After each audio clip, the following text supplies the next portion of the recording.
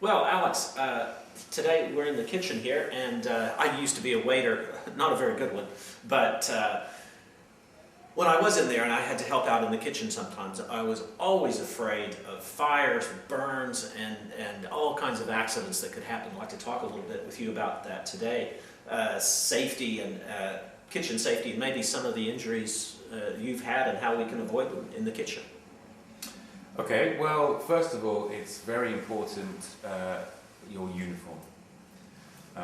Your uniform must cover as much of your body as you can in order to avoid burns.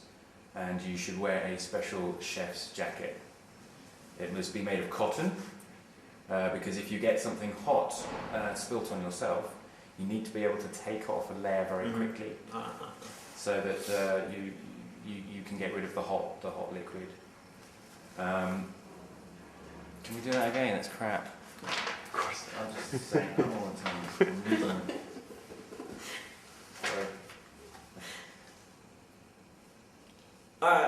Hi, Alex.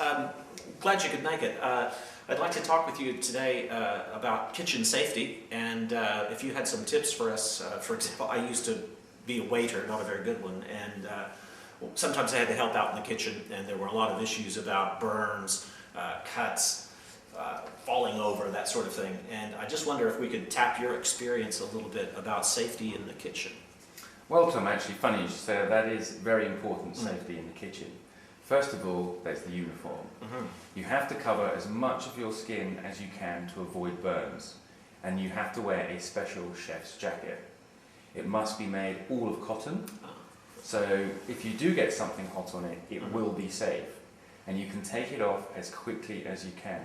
So if you spill something hot on your clothes, you actually remove the top layer, and then you have something underneath, and you can avoid the hot liquid getting in contact with your skin. Excellent. Well, you personally, have you ever had a burn? And what did you do to help solve the problem? Well, actually, yes, I did. I had a bad burn on my arm.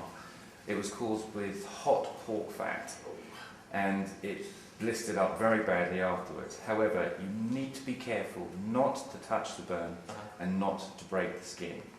You should, of course, immediately put it under cold water, and then afterwards I personally use vitamin E oil, and that was very, very good. Another method is damp cloth. Again, you need to keep the burn damp, wrap it round the burn, and that will help the skin heal. And in fact, afterwards it healed very well, and I didn't end up with a scar.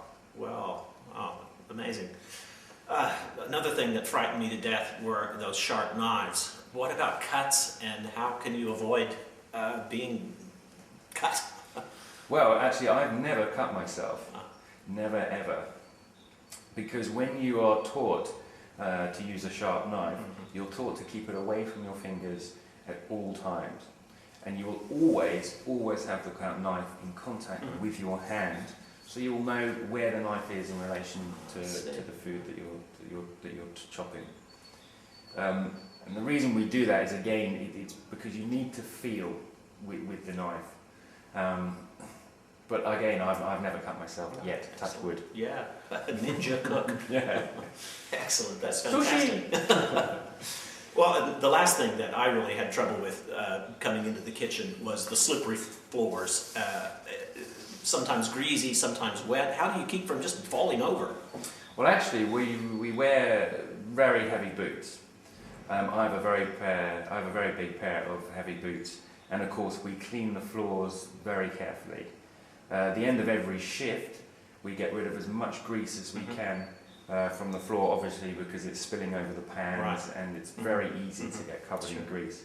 And we also use the non-slip mats, and that helps. Excellent.